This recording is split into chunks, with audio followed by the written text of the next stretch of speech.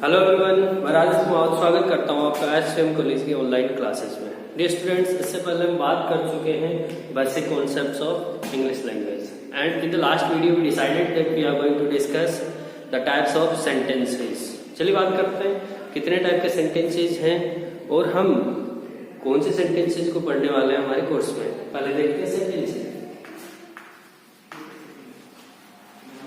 Sentences. ये students, मैं divide करने वाला हूँ सेंटेंसेस को 3 भागों में और कौन कौन से भाग में पढ़ने वाले हैं उनको समझते हैं। पहला है अफर्मेटिव, सेकंड हो गया नेगेटिव, थर्ड हो गया interrogative and the last one is interronegative. Students, जो फर्स्ट टाइप है वो है, उसमें 4 सेंटेंसेस आने वाले हैं। Affirmative means positive sentences, negative with the word not, then the third one is interrogative sentences, दो तरीके से बनने वाले हैं, एंड इंटेरोनेगेटिव। ये स्टूडेंट्स, इन सेंटेंसेस का यूज हम सीखने वाले हैं टेंस में। टेंस हमारा एक टॉपिक है यूनिट बी का, उसमें हम सीखेंगे 4 सेंटेंसेस। सेकेंड जो भाग मैंने क्रिएट किया वो है simple sentence, compound sentence and the last one is complex sentence. यहां मैंने 3 भागों में डिवाइड किया, simple, compound and complex. Simple sentence होगा, सिंपल सेंटेंस में एक सब्जेक्ट आता है, इट्स मीन एक प्रेडिकेट होता है, या उसे बोल सकते हैं क्लॉज। क्या बोल सकते हैं? क्लॉज। क्लॉज 2 टाइप के होते हैं, इंडिपेंडेंट एंड डिपेंडेंट। जब बात की जाए कंपाउंड सेंटेंस की, तो कंपाउंड सेंटेंस में 2 इंडिपेंडेंट क्लॉजेज यूज होते हैं। इट्स मीन दोनों का सेपरेट अर्थ होता है, अगर हम नहीं जोड़ते हैं तो भी दोनों का कंप्लीट अर्थ निकलेगा। और थर्ड जिसकी बात कर रहे हैं कॉम्प्लेक्स सेंटेंस की, कॉम्प्लेक्स सेंटेंस में एक क्लॉज होगा इंडिपेंडेंट और एक होगा उसी पे डिपेंड करता हुआ clause. It's mean complex sentence में जो 2 सेंटेंस होंगे या जो क्लॉजेस होंगे एक दूसरे पे डिपेंड करते हुए मिलेंगे।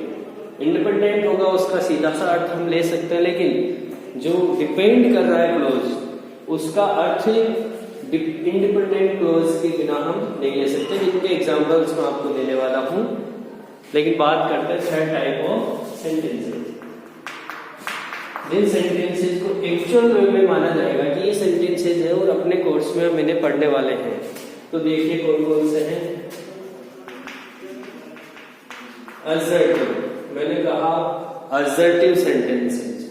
असर्टिव 2 सेंटेंसेस से मिलकर बना है, इसे 2 भागों में डिवाइड कर सकते हैं, positive sentence and the second one is negative sentence. तो पहला टाइप हुआ असर्टिव सेंटेंसेस, जो पॉजिटिव और नेगेटिव दोनों का एक कॉम्बिनेशन है। इसमें सिंपल सेंटेंस होगा वो भी असर्टिव कहला सकता है और नेगेटिव होगा वो भी सिंपल असर्टिव कहला सकता है। सेकंड बात करते हैं इंटेरोगेटिव सेंटेंस। इंटेरोगेटिव सेंटेंसेस 2 तरीके से बनते हैं, यहां भी हमने बात की है इसकी। थर्ड है इंपेरेटिव सेंटेंसेस।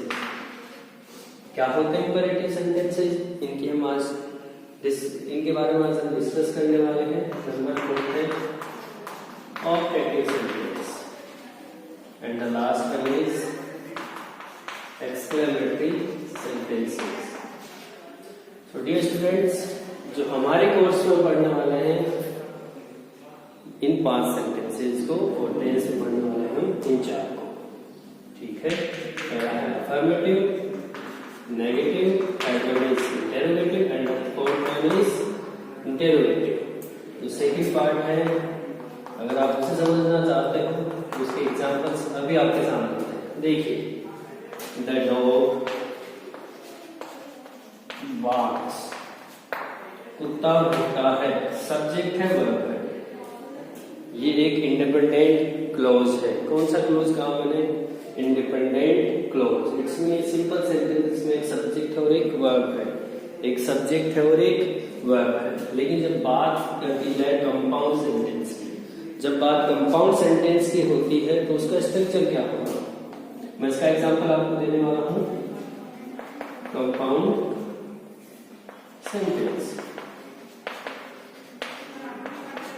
इनके एग्जांपल्स मैं अभी इसीलिए दे रहा हूं क्योंकि जो रिमेनिंग सेंटेंसेस हैं वो हमारे कोर्स में हैं और इनकी आपको बेसिक इंफॉर्मेशन देना आवश्यक समझ रहा हूं मैं, क्योंकि कुछ डाउट्स स्टूडेंट्स के माइंड में रह जाते हैं। तो इसका सीधा सा स्ट्रक्चर होगा to closes.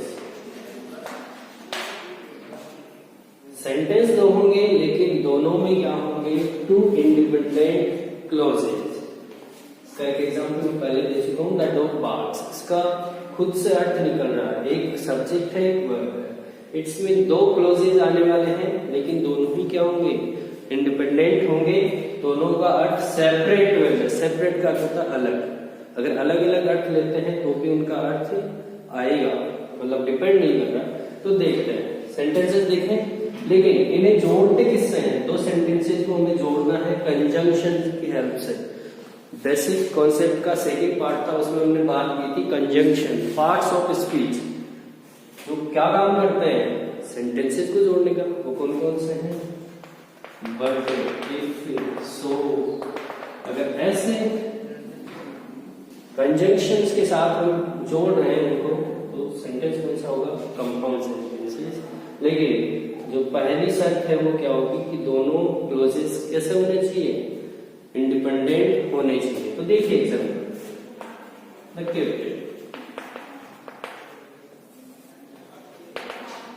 Lost his map.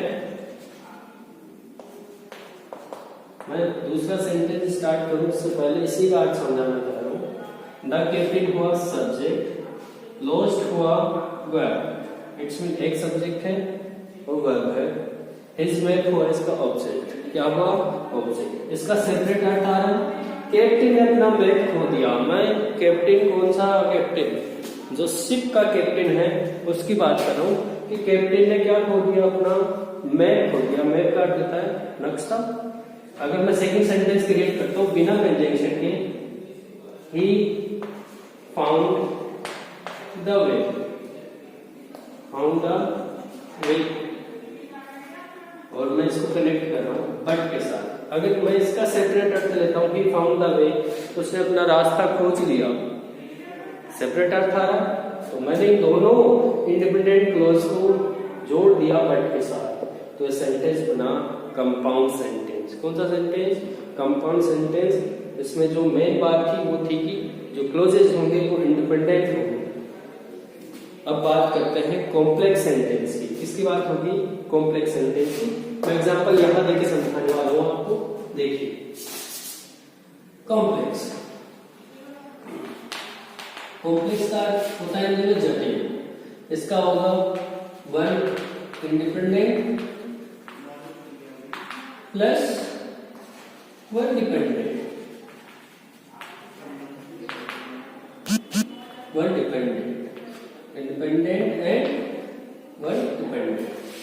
जो क्लोजेस होंगे, एक तो इंडिपेंडेंट होगा मतलब स्वतंत्र होगा, एक होगा डिपेंडेंट। इस दूसरे पे क्या करेगा, वो निर्भर करेगा। देखिए बिकॉज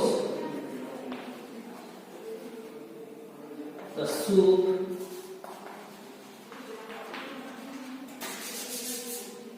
was cold,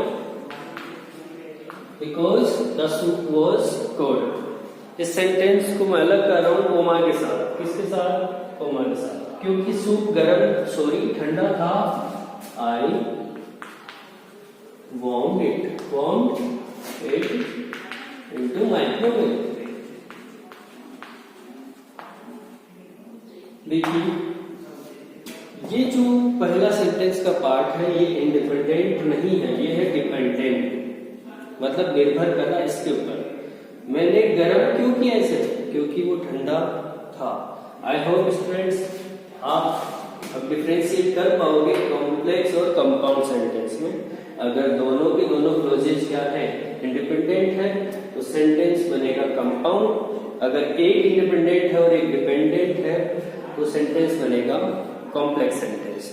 चलिए हम फर्स्ट एंड सेकंड टाइप हम डिस्कस कर चुके हैं एडजेक्टिव सेंटेंसेस की, लेकिन अब बात करते हैं इंटरोगेटिव सेंटेंस की। हम इंटरोगेटिव सेंटेंस को डिवाइड कर सकते हैं दो भागों में। पहला भाग होगा शॉर्ट एंडेड, या हम इसे कर सकते हैं क्लोज एंडेड। शॉर्ट एंडेड या क्लोज एंडेड। सेकंड होगा लॉन्ग एंडेड।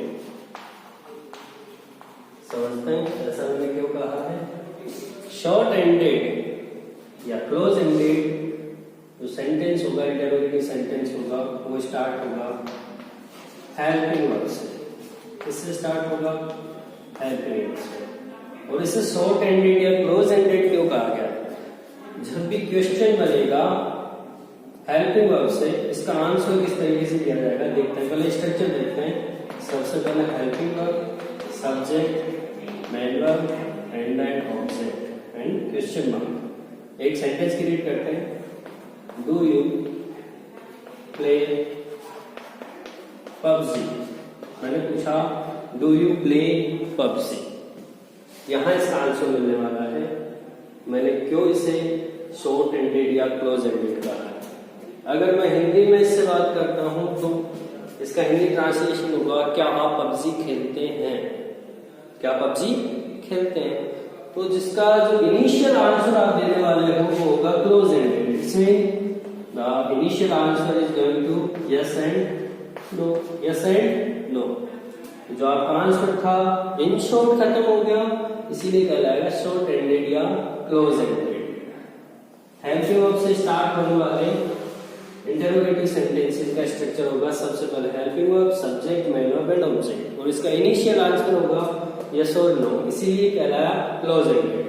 लेकिन जब बात करते हैं लॉन्ग एंडेड की, किसकी बात करते हैं?